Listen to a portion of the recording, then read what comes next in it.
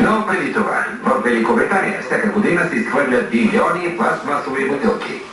Ставаме все по-добри в рециклирането им, но знаете ли, че те могат да се превърнат и в дрехи? Изумителният процес започва тук в центъра за рециклиране.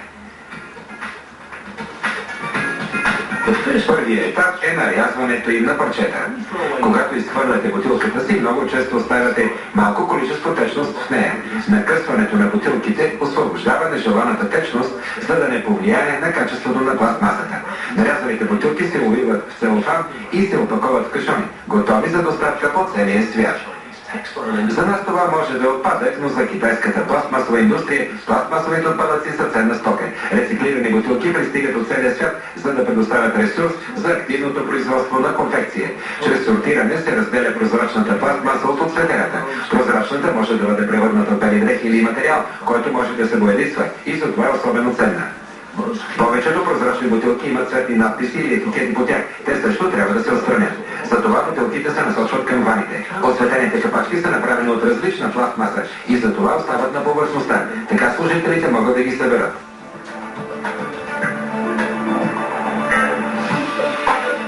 Следва отделна ванна за етикетите, но работниците там трябва да внимават. Тя е пълна с развяждаща сода каустик. Много вредна за кожата, но много добра за премахването на етикетите. След всички тези бани остава само купчина от парченца прозрачна пластмаса, която обаче е мокра. Следващата спирка са пещите, където се смесва със светло осветена пластмаса. За да се произведат бели дрехи, трябва да се добавят и светло осветени материали към сместа. Пластмасата ще простои в тези въртящи се барабани около 10 часа, докато бавно се изсуши. Тези работници трябва постоянно да местят количките, за да улавят изсипващата се пластмаса, като в същото време пазят главите си от останалите въртящи се пещи. Така бутилките са вече нарязани и смесени, за да добият необходимия цвят. Но тъй като е много трудно да се изтекат дрехи от малки парченца, и за това е необходима следващата стъпка. Сместа минава през въртящо се витло, където се нагрява до 270 градуса. Това разтапя пластмасата, но за да се направи плат е необходима не голяма маса влакно. Течната пластмаса се прецежда през сито и излиза от другия край под формата на дълги нишки, които се събират в контейнери отдолу.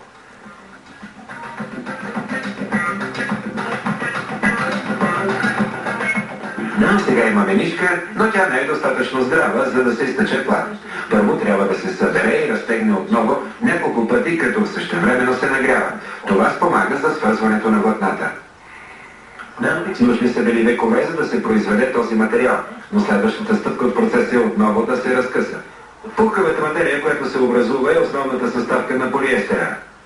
Всичко това обаче се извършва в друга фабрика и работниците тук само го събират и изпращат нататък. Това прилича на необработен памук, но е вещество изцяло произведено от хората, създадено от стари бутилки.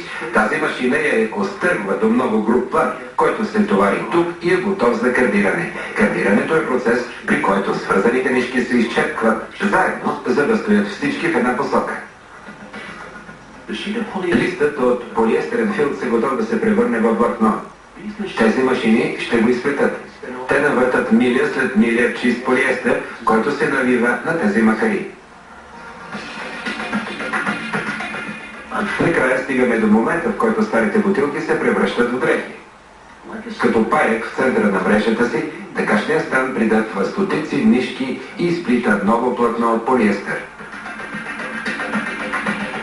За да се изглави, трябва да премине през още две процедури. Първата от тях е много деликатна. Тази машина създава малки блинчици на повърхността. Вторият етап е напълно противоположен. Чрез твърди стоманени четки, тези въртящи се валят, се улавят и накъсват всички внимателно направени блинки. Надърпаната повърхност кара материала да изглежда мек и пухкав, което го прави много удобен и приятен на допир. Така превърнахме рециклираните бутилки в полиестер. Сега е време да се направят дрехите. Използвайки ток от материала, стилистите разчертават най-новите модели, старайки се да бъдат колкото се може по-икономични при изработването на шаблоните. Въпреки че те печелят от нашите отпадъци, не искат да създават нови такива. Кройките се изпращат след това на работниците, а те ги превръщат в най-модерни дрехи за пазара. Така, това, което беше наш отпадък, беше внимателно сортирано, след това нарязано и превърнато в плат. Плата беше накъсана на пух, издърпан на нишка и превърнат в мода. От пластмасовите бутилки до полиестерни дрехи. Знаете ли, че една от най-известните полиестерни дрехи е белия костюм, носен от Джон Траволта във филма "Треска" в събота вечер. Продаден е на търг за 93 000 евро.